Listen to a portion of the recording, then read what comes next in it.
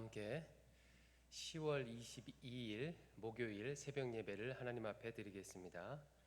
찬송가 452장 찬양하겠습니다. 452장입니다.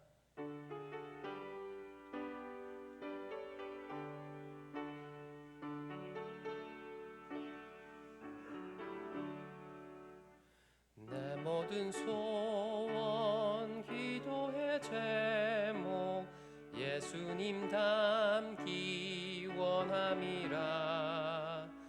예수님 형상 나 입기 위해 세상에 보화 아끼잖네.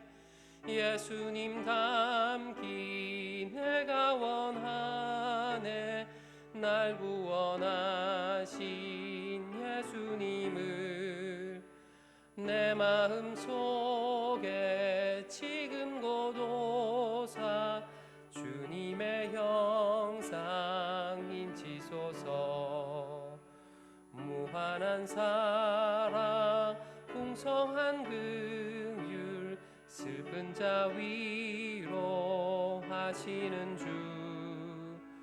길 잃은 죄인 부르는 예수 그 영상 담게 하옵소서. 예수님 닮기 내가 원하네.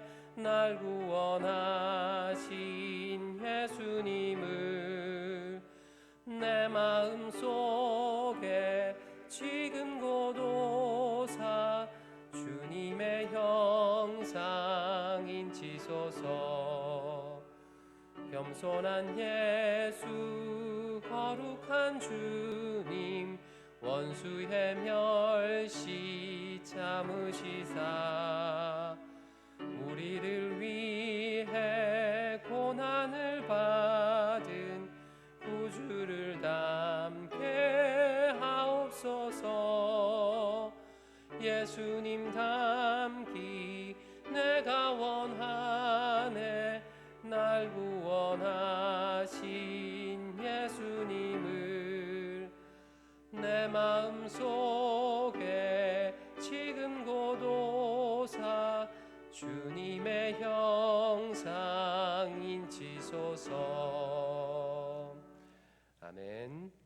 456장 찬양하겠습니다. 456장입니다.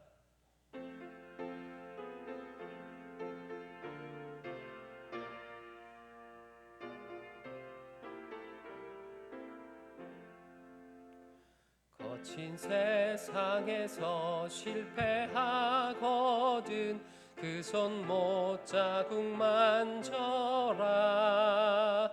고된 일 하다가 힘을 얻으리 그 손 못자국 만져라. 그 손 못자국 만져라. 그 손 못자국 만져라. 주가 널 지키며 인도하시리. 그 손 못자국 만져라. 내가 어둠 속을 걸어갈 때에 그 손 못자국 만져라. 주가 참 평안을 내게 주시리. 그 손 못자국 만져라. 그 손 못자국 만져라. 그 손 못자국 만져라. 주가 널 지키며 인도하시리. 그 손 못자국 만져라. 내가 부활의 주 따라가려면 그 손 못자국 만져라. 내가 주 안에서 길이 살리라. 그 손 못자국 만져라. 그 손 못자국 만져라 그 손못 자국 만져라 주가 널 지키며 인도하시리 그 손못 자국 만져라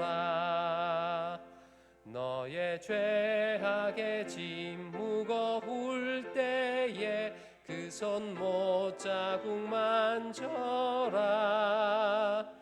마음 문 열고서 주를 모셔라 그 손못 자국 만져라 그 손못 자국 만져라 그 손못 자국 만져라 주가 널 지키며 인도하시리 그 손못 자국 만져라. 아멘. 하나님께서 오늘 우리에게 주실 말씀은 민수기 19장입니다. 구약성경 민수기 19장 말씀을 저와 여러분이 교독하고 마지막 절을 함께 읽겠습니다. 여호와께서 모세와 아론에게 말씀하여 이르시되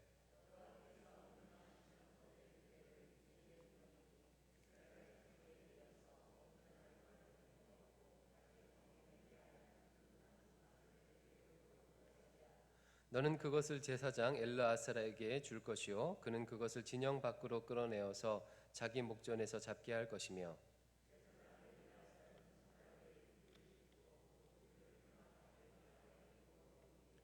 그 암소를 자기 목전에서 불사르게 하되 그 가죽과 고기와 피와 똥을 불사르게 하고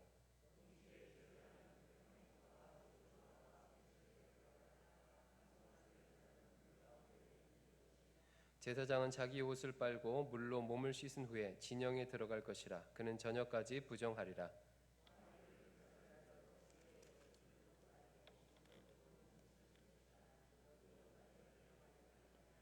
이에 정결한 자가 암송아지의 죄를 거두어 진영 밖 정한 곳에 둘지니 이것은 이스라엘 자손 회중을 위하여 간직하였다가 부정을 씻는 물을 위해 간직할지니 그것은 속죄제니라.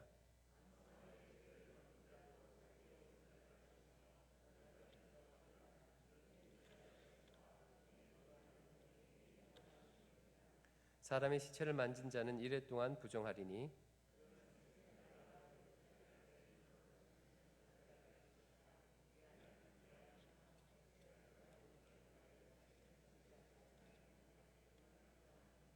누구든지 죽은 사람의 시체를 만지고 자신을 정결하게 하지 아니하는 자는 여호와의 성막을 더럽힘이라. 그가 이스라엘에서 끊어질 것은 정결하게 하는 물을 그에게 뿌리지 아니하므로 깨끗하게 되지 못하고 그 부정함이 그대로 있음이니라.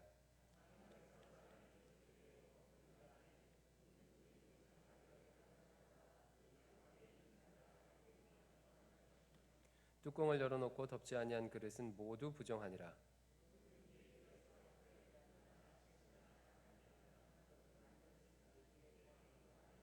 그 부정한 자를 위하여 죄를 깨끗하게 하려고 불사른 재를 가져다가 흐르는 물과 함께 그릇에 담고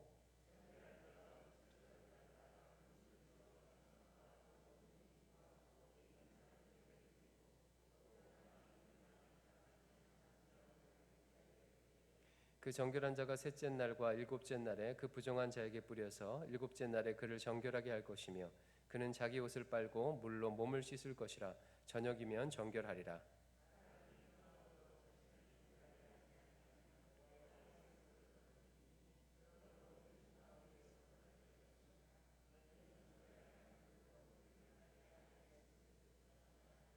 이는 그들의 영구한 율례니라. 정결하게 하는 물을 뿌린 자는 자기 옷을 빨 것이며 정결하게 하는 자는 물을 만지는 자는 저녁까지 부정할 것이며 부정한 자가 만진 것은 무엇이든지 부정할 것이며 그것을 만지는 자도 저녁까지 부정하리라. 아멘. 오늘 우리가 읽은 19장 말씀은 사람의 시체를 만졌을 때에 대한 정결 규례입니다. 구약 성경은 시체와 접촉하는 것을 굉장히 엄격하고 부정하다라고 이렇게 다루고 있습니다. 심지어는 장막 안에 시체가 있었는데 그릇에 뚜껑을 덮지 않으면 그 그릇도 부정합니다. 시체를 매장한 무덤을 만져도 부정하게 될 정도로 굉장히 엄격하게 다루고 있습니다. 왜 그렇게 엄격하게 다루는 것일까요? 시체는 죽음과 연결되어 있고 죽음은 모세 오경 안에서 죄와 연결되어 있기 때문에 그렇습니다. 창세기 2장 17절에서 하나님께서는 아담에게 선악을 알게 하는 나무의 실과를 먹지 말라, 먹으면 정녕 죽으리라 라고 그렇게 경고하셨죠. 하지만 아담과 하와는 그 하나님의 명령을 어기고 선악과를 먹는 죄를 지었습니다. 그리고 그 죄의 결과로 인간에게 영적인 죽음 그리고 육체적인 죽음이라는 징벌이 임하게 되었습니다. 바로 죽은 시체는 이런 죽음과 그리고 죄를 상징하는 것입니다. 그래서 죽은 시체와 접촉하면 부정하게 되는 것입니다. 그런데 왜 민수기 19장에서는요 갑자기 이 이야기를 하는 것일까요? 그것은 앞의 내용과 연결이 되어 있습니다. 쿠데타 사건으로 인해서 정말 많은 사람이 죽게 되었죠. 고라, 다단, 아비람이 죽게 되었고요. 그들의 식구들도 다 죽었습니다. 250명의 이스라엘의 지도자들도 불에 타서 죽게 되었습니다. 그리고 14,700명이나 되는 사람이 연병으로 죽게 되었습니다. 무려 15,000명 이상의 사람들이요 단번에 죽게 되었습니다. 따라서 그들의 시체를 처리하는 과정에서 수많은 사람들이 부정하게 되었고 하나님 앞에 나아가지 못하게 되었습니다. 그래서 하나님께서는 오늘 본문을 통하여서 어떻게 그 부정함을 극복할 수 있는지, 정결하게 될 수 있는지 그 방법을 가르쳐주고 있는 것입니다. 오늘 본문의 핵심은요, 정결케 하는 재를 만들어서 사용하는 것이 핵심입니다. 그리고 그 정결케 하는 재를 어떻게 만드는지를 자세하게 기록하고 있습니다. 아직 멍에를 매지 아니한 붉은 암송아지를 제사장이 진 밖에 데리고 나가서 잡습니다. 그리고 그것을 완전히 불에 태웁니다. 또 그냥 태우는 게 아니라 그걸 태울 때 백향목, 우슬초, 홍색실을 함께 태워서 재로 만듭니다. 그리고 그 재를 진영 밖에 보관해 두었다가 정결 의식을 할 때 정결한 물, 흐르는 물에 섞어서 이렇게 부정한 사람에게 또 부정한 그릇에 뿌리도록 그렇게 하고 있습니다. 근데 본문을 자세히 살펴보면요, 굉장히 흥미로운 점이 발견됩니다. 특별히 히브리 원어로 살펴보게 되면 그것을 발견할 수가 있는데요. 정결케 하는 재를 만들 때 어떤 재물을 사용한다고 했죠? 붉은 암송아지를 사용한다고 했습니다. 이것은 굉장히 특별한 재물입니다. 구약 성경에서 재물을 사용할 때 붉은 암송아지를 사용하는 경우는 없습니다. 딱 여기에만 사용되는데요. 여기서 붉은이란 단어는 히브리어로 하면 아둠이라는 말입니다. 아둠. 근데 이 단어는 사람을 뜻하는 히브리어 아담과 자음이 똑같습니다. 아둠, 아담 비슷하잖아요.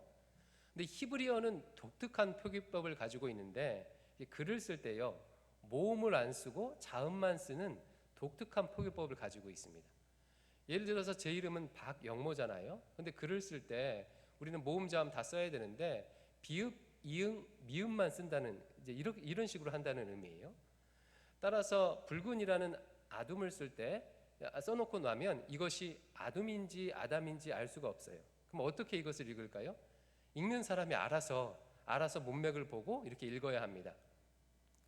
따라서 붉은 암송아지라고 적어놓은 이것은요 때에 따라서는 사람으로 읽힐 수 있는 거예요. 또 붉은 암송아지를 태우는 것은 사람을 태우는 느낌이 이렇게 나게 되는 거죠. 이런 언어적 수사학은요 재라는 단어에도 그대로 나타납니다. 9절 말씀을 한번 보십시오. 9절 말씀입니다. 9절 말씀에 보면 이에 정결한 자가 암송아지의 재를 거두어 라고 해서 재라는 단어가 등장하잖아요. 붉은 암송아지를 태운 재를 거두어 라는 단어가 등장하는데 17절 말씀도 한번 보십시오. 17절 중간에 보니까 그 부정한 자를 위하여 죄를 깨끗하게 하려고 불사른 재를 가져다가, 여기서 재가 또 나타나잖아요. 한국말은 한국 단어는 둘 다 똑같이 재라고 썼어요. 근데 히브리어는 다릅니다. 9절에 나타난 암송아지의 재는요, 그야말로 재예요. 불에 다 타고 남은 그런 재를 의미합니다. 근데 11절에 나오는 불사른 재는요, 한국말은 같은데 원어는 아까 9절과 다릅니다. 여기서 나타난 재는 무엇이냐면 먼지 혹은 흙이라고 번역되는 그런 단어입니다. 근데 이 단어는 창세기 2장 7절에서 등장합니다. 언제 등장했을까요? 하나님께서 사람을 지으실 때 무엇으로 지으셨죠? 흙으로 지으셨죠. 사람을 지으실 때 흙으로 지으셨는데 이 단어와 똑같은 단어를 사용하고 있습니다. 따라서 이 단어는 무엇을 떠올리게 하냐면 붉은 암송아지의 붉은과 똑같이 사람을 떠올리게 해요. 흙으로 빚어진 인간을 떠오르게 합니다.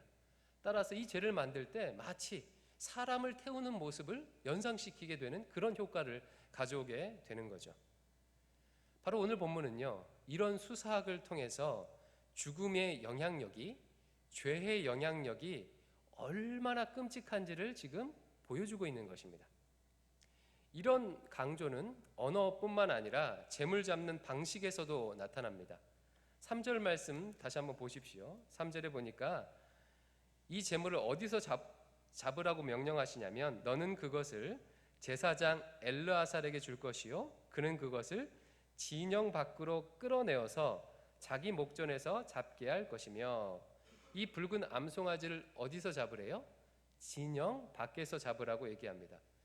보통 제사 지낼 때 제물은 어디서 잡지요? 성막 안에서 잡아요. 그러니까 진영 밖도 아니고 진영 안, 그냥 단순히 진영 안도 아니고 여호와의 성막 안에서 잡습니다.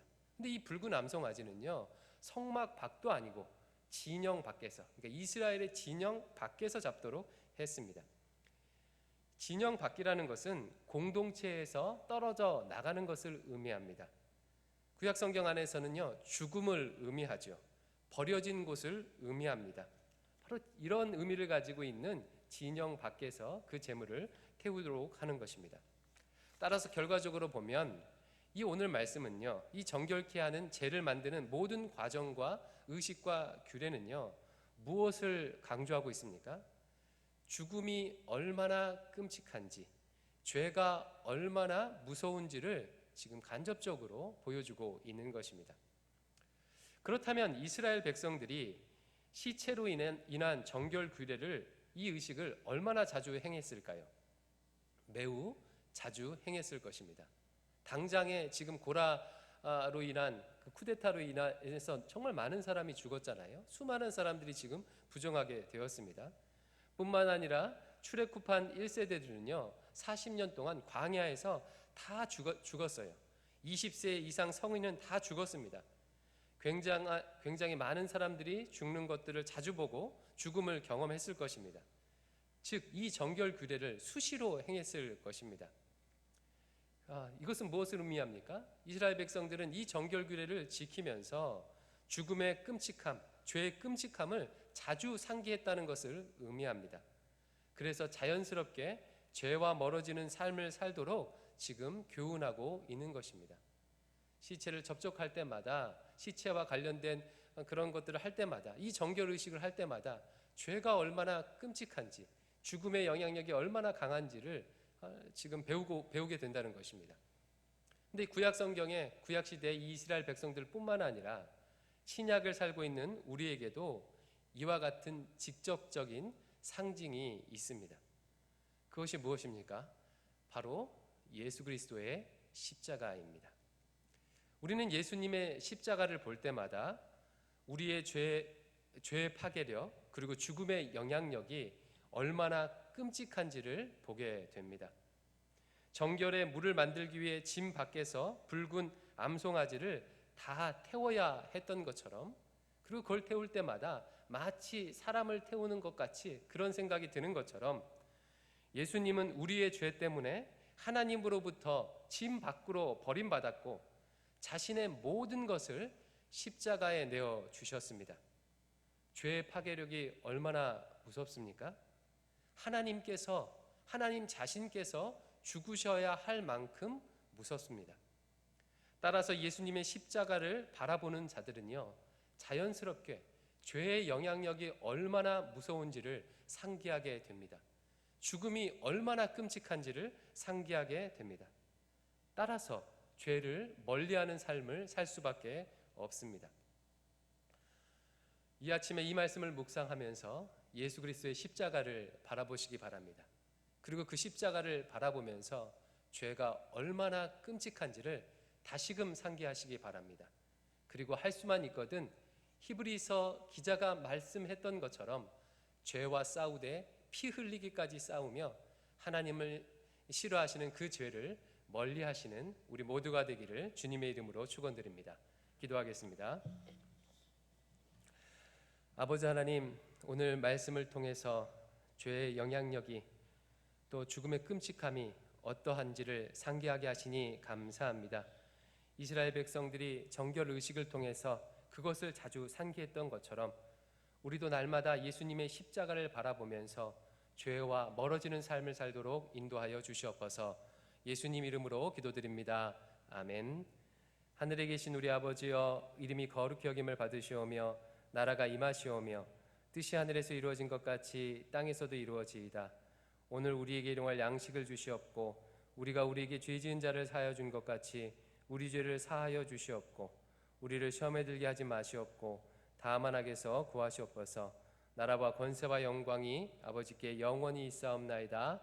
아멘. 오늘 말씀을 붙들고 기도하시고 나라와 민족과 조국 교회를 위해 또 코로나가 종식되도록 또 개인적인 기도 제목을 가지고 기도하시다가 자유롭게 돌아가시겠습니다. 기도하겠습니다.